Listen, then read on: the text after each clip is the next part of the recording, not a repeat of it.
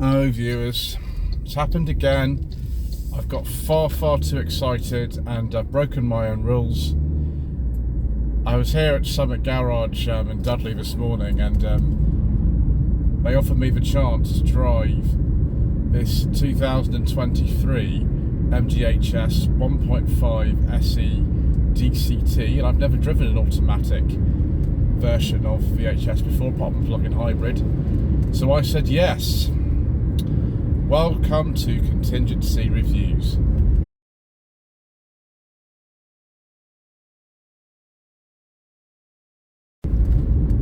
So the MGHS was launched in this country in 2019. In fact, in 2019 I drove a 1.5 manual exclusive version of this from Summit Garage, which is a very popular video back in the day. I also then drove the plug-in hybrid version in 2020 when it came out, also an exclusive. In 2021 I was privileged to have two HS press cars on loan from MG Motor UK, both for a week, an exclusive plug-in hybrid in red, which I did 1,000 miles in a week, or no, 1,100 it was in a week, and then a blue 1.5 exclusive manual, which did I think 500 miles in a week. So I'm quite familiar with these cars, shall we say.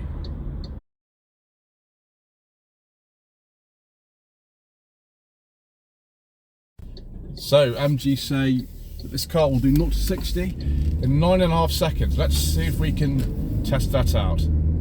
Oh, this 7-speed automatic is a little bit jerky.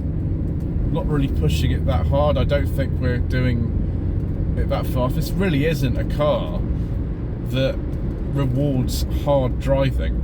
I found with these HSs that I've driven over the years that they don't handle in any way like a sports car. They really don't. They tend to sort of pitch and roll quite a lot, and although you can get up to some reasonable speed in these, particularly in the plug-in hybrid that is heavier and therefore probably hunkers down a little bit more, and that's got 258 horsepower as opposed to 163 in this. It just doesn't really reward hard driving. It's not that kind of car. It's much sort of more as a cruiser, very soft, comfortable car for doing very long motorway journeys, which I did when I had the plug-in hybrid on test in 2021, and covered 1,100 miles in a week in comfort, but not particularly good fuel economy. The car, actually, its plug-in hybrid version only did about 43 miles per gallon during that entire time. I would say that if you're just doing normal driving, you save yourself an awful lot of money, and don't buy the plug-in hybrid versions. Buy just either the 1.5 manual or this 7-speed automatic. We'd call the DCT, which is fine. Actually, the gearbox on the plug-in hybrid is a 10-speed auto. This doesn't seem as smooth changing as I would maybe like. I would probably prefer something a little bit smoother. Let's put this into sport mode and see if that makes any difference to anything whatsoever. Oh no, it's just made it really jerky and hold on to revs. Let's put that back into normal drive. There we go, that's better. Yeah, I mean, for just everyday kind of use, it's a very spacious, airy car. The seats are comfortable. We haven't got the sports heated seats we would have in the trophy model. This is just the SE. When the facelift came, which was I think the beginning of 2023, the exclusive and Excite models were dropped and replaced with SE and Trophy. There was, for a time, a base model which only cost, I think, £18,000 when the car was new in 2019, called the Explorer, but virtually no one bought that, so they dropped that after a couple of years. It's quite a big car, this. It's not totally unwieldy, and all models do come with a reversing camera and parking sensor, which you do need. It is quite large, but there's very spacious around the driver. I mean, it's one of the reasons I found driving one of these for a week, a bit of a plug-in hybrid where I covered 1,100 miles in, just an absolute sort of pleasure in that regard. It isn't really at all sporty, this, even with the super sport mode that's on the trophy version and also was on the exclusive version of this automatic car. It just makes everything very jerky. Probably just the best thing to do is just put it into normal, like I've done, and just leave it, really.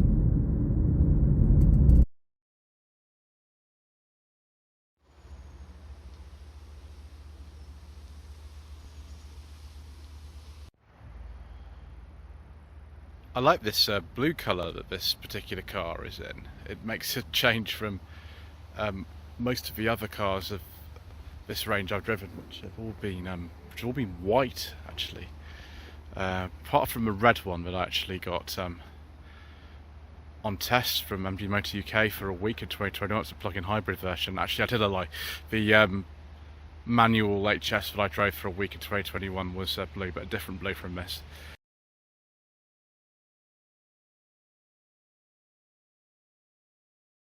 This facelifted car does look a bit better. We've got different rear lights, we've got a different lower rear bumper, there's a different grille on this as well. This is just the SE model, which is the lower one of the two. The Explore model, which was the bottom of the range of the car, was launched in 2019, was dropped quite soon afterwards because, well, nobody ordered it because it was lacking some sort of key equipment, so you'll virtually never see one. Boot is quite big on one of these. It's about 463 litres. I think the plug-in hybrid version is not much smaller than that. Yeah, we got the dealer plate there. It's the sort of best place I can put it. Never mind. Right, so open up the boot floor. This is actually got all this sort of space under here as well. Nice flat loading area. You can put all these things under here. I wish you could actually get a spare one as standard, but it looks like you can actually put one in the well if you want to, which will be good. Tray back of that, there we go. Nice and flat. Yeah, you can retract this load one and just move the dealer plate out the way.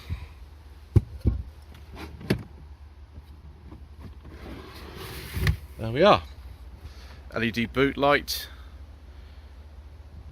Probably a similar size to the current Qashqai.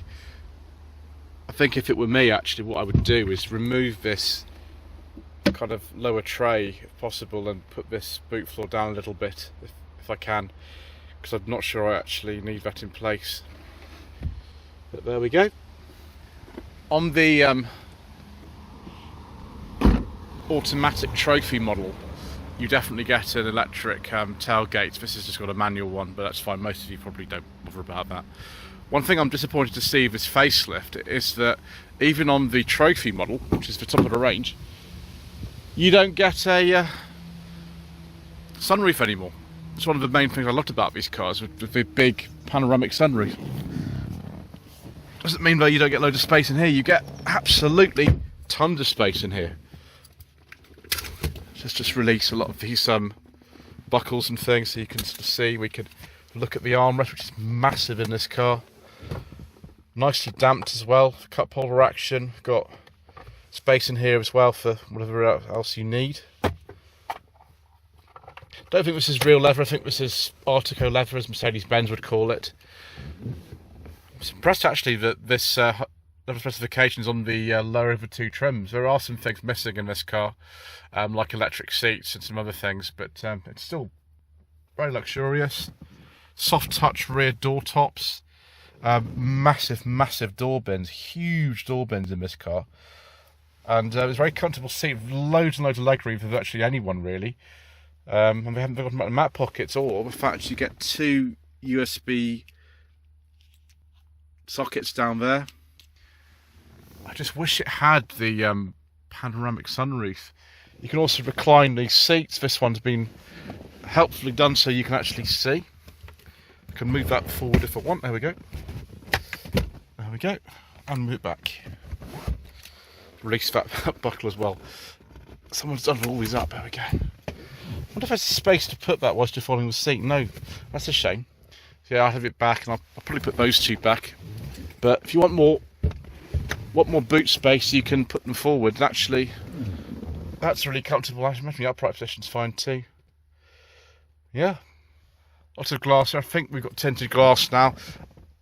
In the earlier models that MG Motor UK imported to this country, a lot of them didn't have tinted glass in the rear at all, which was Disappointment, really. This one I think does have it now. Right, let's get in the front, because that's where most of the fun is. So, keyless entry. Very, very easy to get in and out. Incredibly easy, actually. Materials in here do feel good. They actually feel reasonably high quality, particularly for the price of one of these. And the range starts these days at £24,000. Obviously, you know, the new model's out now, but that was what it was just before we discontinued. So we start stop buttons up here. I think all cars now come with keyless entry. We've got a very, very big touchscreen in here. I think it's about 10 inches now. Just turn that off. One thing I don't like about this, and I'll demonstrate this actually. So we've got this row of piano keys at the bottom for physical control, so it's not all entirely on the touchscreen. It's not a Tesla or anything. But if we want to adjust for temperature or something like that, we press this button here. But we have to wait for it to sort of, I don't know, do its thing. Let's turn the car on, that might help. So as you can see here, if I want to adjust the controls, like sort of air conditioning on and off, and the reset button, let's turn the recirculation off, or adjust for temperature in here, or reposition the air, I've got to do this with a touchscreen. Whilst I'm driving, I find this incredibly distracting. The touchscreen itself is, I suppose it's fine. It's a newer system from the older cars. It's all on there. But you just find yourself going through just tons and tons of menus and sub-menus and all kinds of things. We have got in here different things to show, you know, driver assistance. There's loads of driver assistance in here. Speed assist system, lane assist system, lane departure warning, lane keepers, haptic warning, audible alert, forward collision system, autonomous emergency braking, pedestrian auto emergency braking. We're going to go down here. We've got rear cross traffic alert, lane change assist, blind spot detection, door opening warning. MG Pilot is the name of the kind of suite of safety features that the car has. You can see actually on the side of here the cruise control stalk indicator stalk, which I think are the same as on a ZS. That's actually similar to an old MG3. They have these little blue buttons on them which generally indicates the car's got MG Pilot fitted. You can see at the top that you can see what's happening with the air conditioning, things like that, but you know, there you go, device not connected, home. It's all right, this system, but it's just a little bit delayed for me, really. It's okay. Android Auto, Apple CarPlay, I imagine, will very helpfully sort out most of my frustrations. But the thing is, when you're using Apple CarPlay or Android Auto, for example, for navigation, you've got to be on a call or something. On the older car, certainly, the pre-facelift ones, you couldn't adjust the temperature whilst you were driving.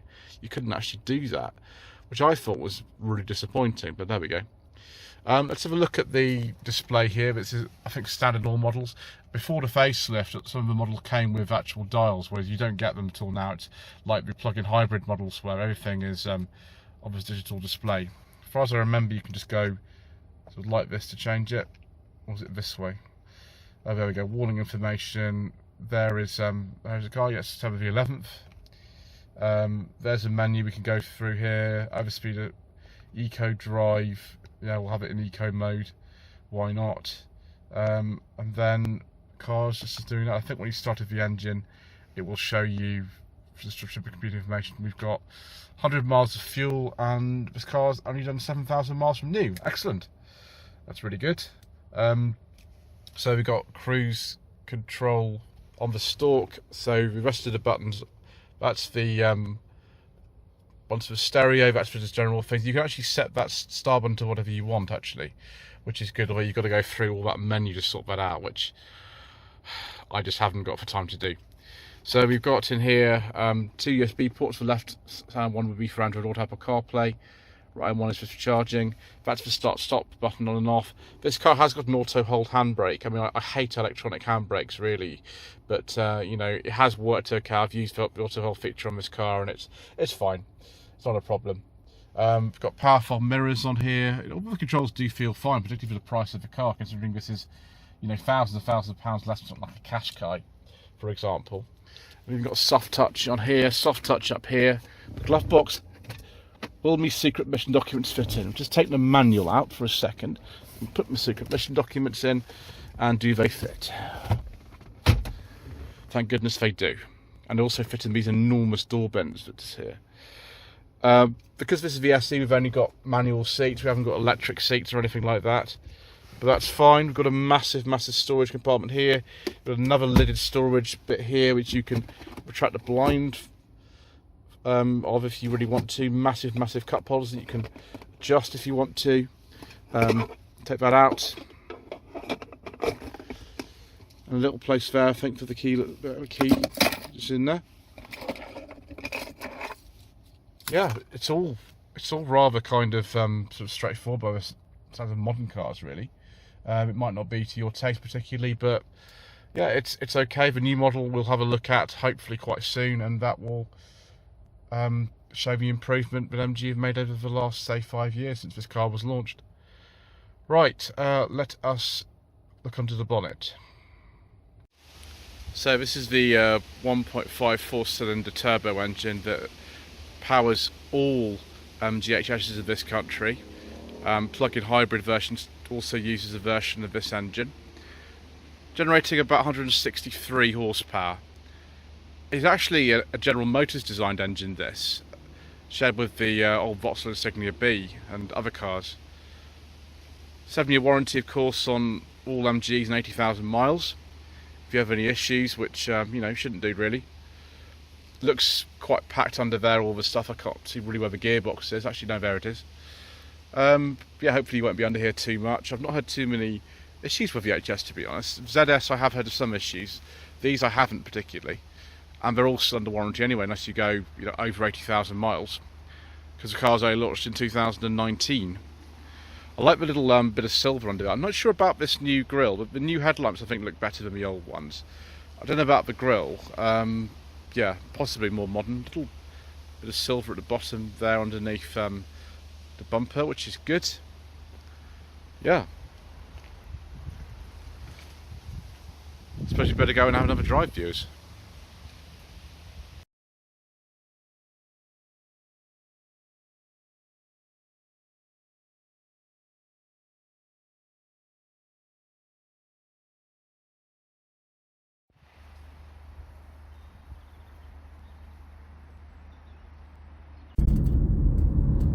Driving around town, it's all very civilised. It's a very softly set up car. The only thing is, if you drive this car hard, you'll find it will pitch and it will roll quite a lot, which, you know, is perfectly fine for a family orientated SUV like this. But I've found that cars like the Skoda Karoq and the Kia Sportage, both of which are probably more expensive than one of these, but compete in the same class, they're just a bit better to drive than this.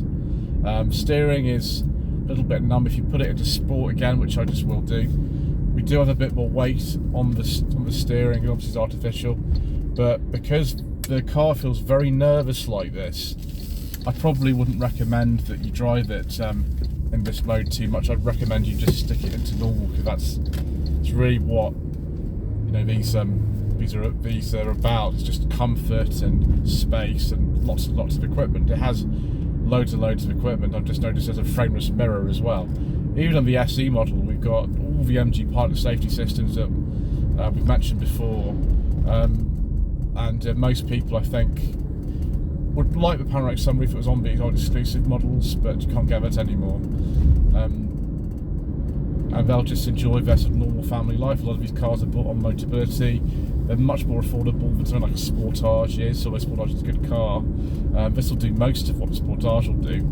It's just that, you know, the riding and handling, I've always found in these cars to be a little bit of a disappointment, but that might not really be a big issue if you're the typical buyer for an HS, and this is one of the best selling cars in the country, so clearly they must be doing something right.